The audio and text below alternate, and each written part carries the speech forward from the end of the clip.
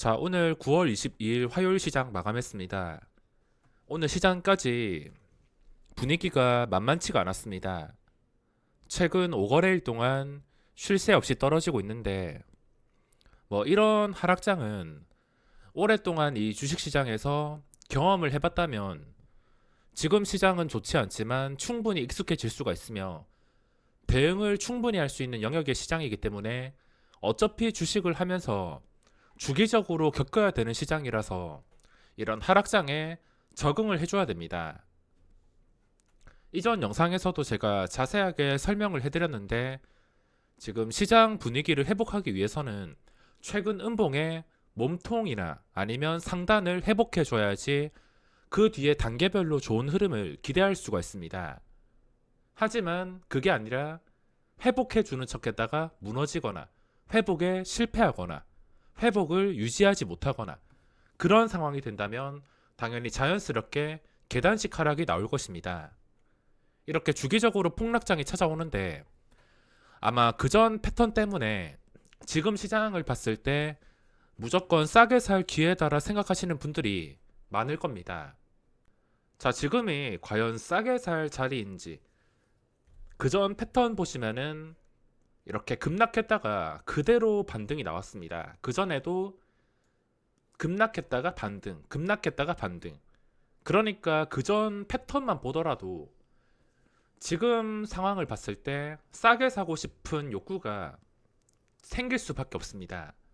당연히 여기서 저번처럼 반등이 나온다면 대박이 날 수도 있는데 만약에 진짜 만약에 이렇게 반등하지 못하고서 물론 지금 제가 말하는 것은 지수를 예측하고 말씀을 드리는 게 아니라 이런 상황이 오게 된다면 어떻게 해야 될지 제가 묻는 것입니다.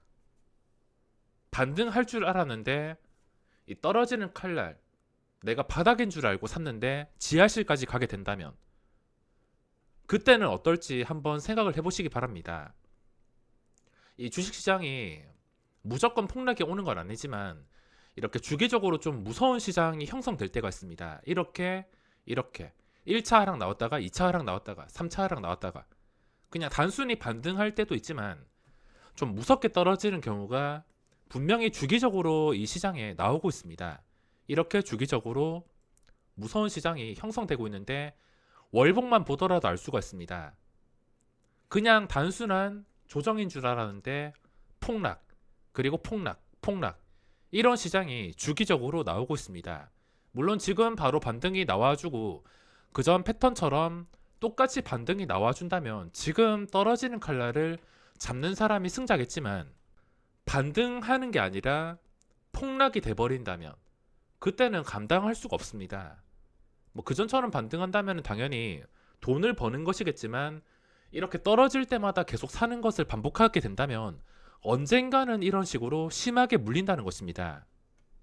이거는 각자 욕심에 따라서 각자 생각을 해보시고 선택해 보시기 바랍니다. 제가 매수를 말릴 수도 없고 여기가 무조건 안 좋다고는 할 수가 없습니다.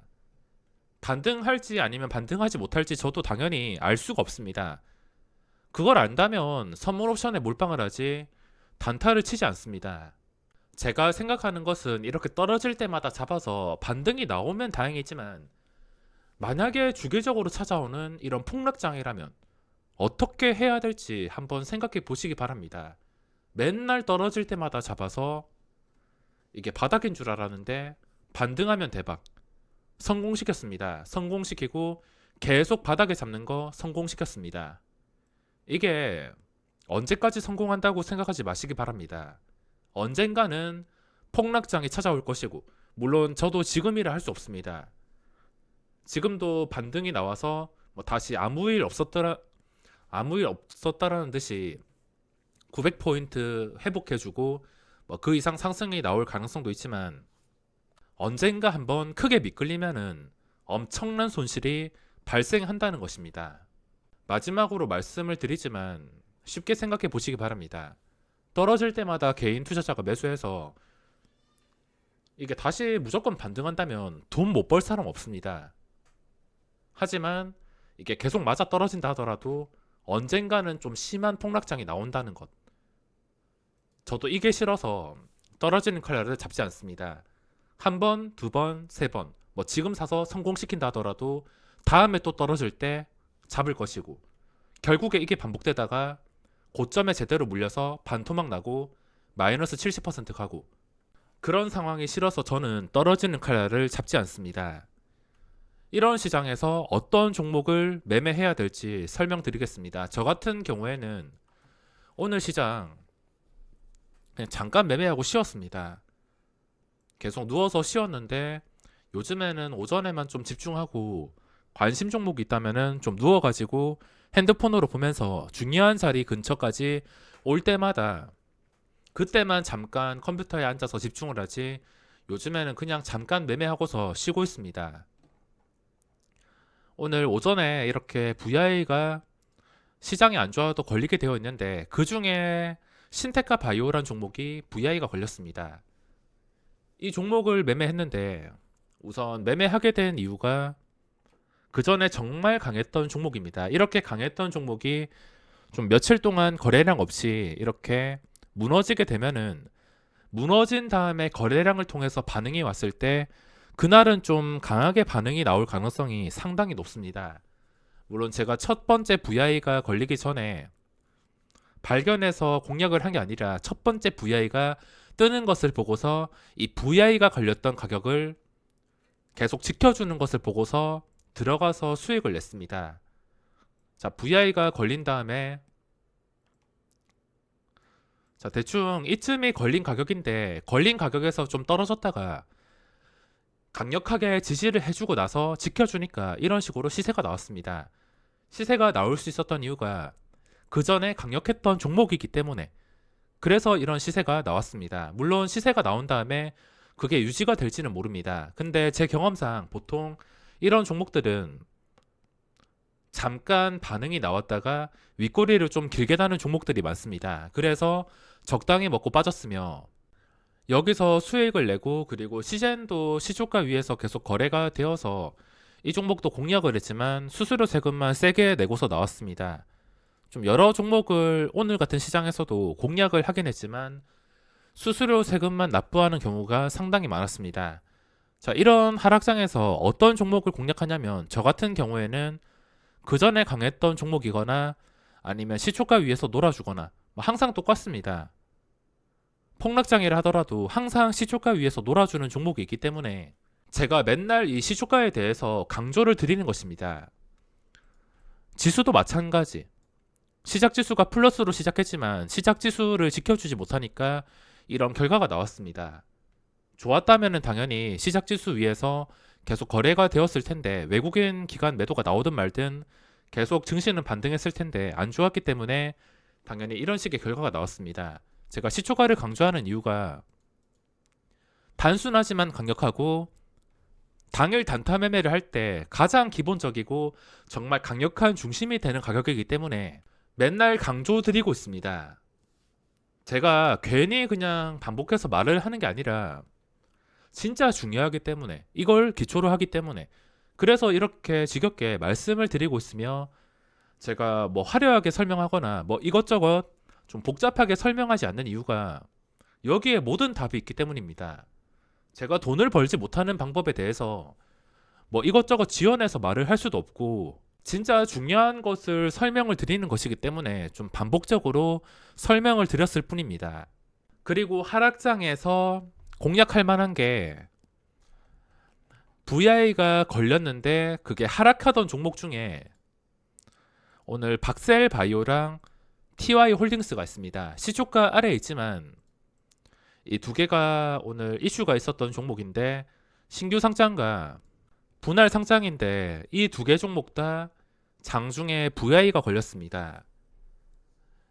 기초로 되는 가격이 장 초반 시초가이긴 하지만 장중에 가끔 이렇게 무너지는 종목들 보면은 무너졌다가 아래 꼬리 달고서 올라와서 변동성 완화 장치가 걸릴 때가 있습니다. TY 홀딩스가 이게 많이 걸렸는데 보시다시피 하락으로 두 번 걸린 다음에 상승으로 처음 여기서 9시 20분쯤에 VI가 걸렸습니다. 20분쯤에 이렇게 상승이 나오면서 걸렸는데 당연히 이런 종목들 시초가 아래에 있지만 VI가 걸리게 되면은 그 VI가 걸렸던 가격이 중심이 될 수가 있습니다. 항상 이런 기준가를 알고 있다면은 충분히 공략을 할 수가 있으며 이걸 지켜주냐에 따라서 들어가게 된다면 충분히 수익을 낼 수가 있습니다. 이것도 VI가 걸리고 나서 이걸 지켜주니까 이런 식으로 상승이 나왔습니다. 당연히 시장도 별로고 시장이 별로일 때는 저는 방망이 짧게 잡고서 대응하기 때문에 단타로만 수익을 챙겼습니다. 그리고 실패한 종목도 있는데 시젠 같은 경우에는 실패했습니다. 고점 다시 뚫어주는 줄 알고 들어갔지만 여기서 더 올라가지 못하고서 무너졌으며 수수료 세금도 좀 많이 납부해가지고 오늘 시장은 별다른 성과 없이 마감을 했습니다. 시장이 다시 8월 시장처럼 반등하게 된다면 당연히 오늘 심하게 떨어졌던 종목들, 이런 바이오 주식들 모조리 반등할 가능성이 높습니다. 갑자기 시장이 좀 반등한다 싶으면 최근에 좀 많이 떨어진 것들, 하루 낙폭이 큰 것들, 이런 것들을 공략하게 된다면 수익을 낼 수가 있습니다. 물론 지수가 상승한다는 조건 하에 공략을 해야 되며 그걸 가장 빠르게 눈치를 챌 수 있는 게 당일 시작 지수입니다. 시작 지수와 함께 외국인과 기관의 수급이 어디로 흘러가는지, 이 기관 투자자 특성상 장기적인 매도가 나오고 있긴 하지만 얘들 특성상 저점에서 갑자기 잡아버려서 잠깐 반등시킨 다음에 팔아버리던가 아니면은 고점에서 잘 나갈 때 이 고점 뚫어주는 구간에서 고점 추격 매수 들어와서 며칠 동안 분위기 띄웠다가 나가던가, 어째 되었든 간에 중요한 것은 얘들이 들어올 때 지수는 강하게 반등이 나올 수 있다는 것입니다. 물론 들어오는 척 하다가 바로 나가버린다면은 그때부터도 시초가 이 시작 지수를 중심으로 대응하면 되겠지만 여기서 반등한다 싶으면 시작 지수와 이 수급을 비교해서 대응을 하시면 됩니다. 만약에 미국 증시가 좀 크게 반등하거나 이렇게 단기간에 급락이 나온 다음 그 다음에 8월 24일처럼 시초가가 0.28%, 한 1% 이내가 아니라 갑자기 막 2, 3% 정도로 시작을 하게 된다면 그거는 신규 진입자 입장에서 구경만 하셔야 됩니다. 2, 3% 갭상승 띄운 상태에서 들어가게 된다면 그만큼 선방연된 가격도 있고 먹을 자리가 줄어들 수 있기 때문에 소수점에서 시작을 하는 게 아닌 이상은 갑자기 시작 지수가 높아지게 된다면 그걸 따라 들어갈 필요가 없습니다. 따라 들어가지 말고 그냥 천천히 지켜보면서 최근의 은봉 고점을 회복해서 마감하는지, 그걸 마감하는지를 보고 난 다음에 그 다음날에 공략을 해도 절대 늦지 않습니다. 현금 보유를 했으면 선택폭이 넓습니다. 무작정 떨어질 때 잡아서 반등이 나와준다면 대박이겠지만 앞서 말씀드렸다시피 이런 시장이 갑자기 나올지 아무도 알 수가 없습니다. 그리고 반등이 나올지도 알 수도 없고 말 그대로 한 번 미끌리면은 계좌가 반토막 될 각오를 하고서 떨어지는 칼날을 잡는 것입니다. 그만큼의 리스크를 부담했기 때문에 이 떨어지는 칼날에서 잡는 분들이 갑자기 이런 8월 24일, 25일처럼 반등장이 나온다면 한 방에 하루 이틀 만에 10%를 먹거나 그러는 것입니다. 저는 그런 리스크를 부담해야 될 이유가 없기 때문에 떨어지는 칼날을 잡지 않는 것이며, 만약에 소수점으로 시작을 하면서 시작 지수가 그리고 외국인보다는 기관 쪽에서 좀 적극적으로 들어오게 된다면 좀 낙폭이 심했던 것들 공략한다면 충분히 단기간에 수익을 낼 수가 있습니다. 최근 들어서 기관 투자자의 매도가 끊임없이 이어지고 있는데, 자, 지금 보시면 곧버스에서 기관 투자자의 매수가 들어왔습니다.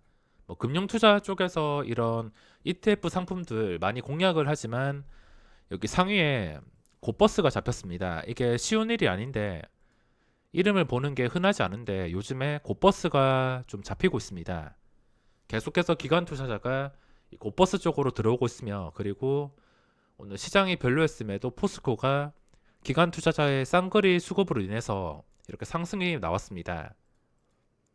그 외에 LG화학 걱정하시는 분들이 많으실 텐데 최근 LG화학 하락에서 기관과 외국인이 전부 다 받아먹고 있습니다.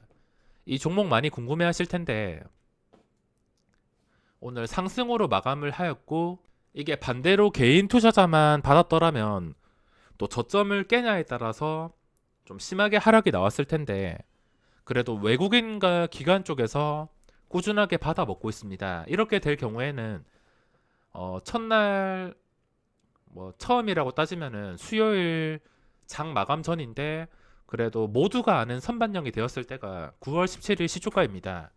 시초가에 저점을 기준으로 봐야 된다는 것입니다. 17일 저점이 62만 5천원, 이 62만 5천원을 지켜주면서 마감했습니다. 오늘 저가가 62만 5천원까지도 가지 않고서 그 위에서 마감을 했는데 지금부터 이 수급이 계속해서 유지가 되면서 62만 5천원만 어떻게든 지켜주게 된다면 더 이상 내려가지 않고 그냥 꾸준히 이 자리만 지켜주게 된다면 다시 반등이 나와서 중요한 자리 67만 1천원까지 만약에 반등이 성공한다면 다시 황금선까지 이렇게 단계별로 회복해 줄 가능성이 있습니다. 하지만 이렇게 잘 유지하지 못하고 갑자기 또 외국인 기관 쪽에서 강한 매도가 나오면서 17일 저점인 62만 5천원을 깨버린다면 그때부터 또 문제가 될 수 있으며 계단식 하락이 나올 수가 있습니다. 오늘 매도했던 종목 중에 삼성전자가 있는데 삼성전자를 보고서 최근 지수가 좀 안 좋음을 예측을 할 수 있었습니다. 제가 16일 날 팔긴 했지만 이게 좋은 종목이고 코스피 추세가 유지가 될 거라면은 전 고점인 64,000원도 깨지 않았을 텐데 여기서 그냥 아무것도 지켜주지 않는 음봉이 나왔기 때문에 이걸로 어느 정도 예측을 할 수 있었다 생각합니다. 자, 그리고 코스닥에서 오늘 같은 시장에서 수급이 들어온 종목도 있지만 그렇게 크게 의미 있는 종목은 없습니다. 시젠이 지금 시장의 주목을 받고 있는데 시젠이 최근 황금선 회복해주고 나서 27만원 근처를 지켜주고 있습니다. 이게 최근 고점이 27만 6천원, 한 27만원 위를 계속 지켜주게 된다면 그때부터 다시 한 번 더 신풍제약 같은 종목처럼 역사적 신고가 돌파를 시도할 가능성이 생기는 것입니다. 며칠 동안 이 27만원에서 크게 벗어나지 않고서 지켜주게 되거나 좀 강하게 매수가 들어오게 된다면 이거는 또다시 9월 8일 고점 뚫어주고 30만원대까지도 충분히 노려볼 수 있는 그림이 나올 수가 있습니다. 자, 매도했던 종목들 보면은 그동안 좀 잘 나갔던 것들 첨보, 오늘 신규 상장주, 셀트리온 헬스케어 이런 종목들은 딱 보면은 알 수가 있습니다. 오랜 시간 동안 황금선을 깨면서 황금선 아래에서 거래가 되는 경우가 훨씬 많았습니다. 황금선 위에 있는 날짜보다 아래에 있는 날짜가 훨씬 더 많았습니다. 이거는 매도세가 그만큼 강하다는 뜻이며 결국에 올라가야 될 자리, 최근에 좀 이슈가 있었음에도 계속해서 올라가지 못하고 음봉 뜨고, 이 모든 것은 황금선을 통해서 예측을 할 수가 있습니다. 자, 이렇게 상위 종목만 보더라도 바이오 쪽에서 좀 매도가 많이 나온 것을 확인을 할 수가 있습니다. 그동안 정말 잘 나가던 것들 전부 다 황금선 깨고 무너진 상태입니다.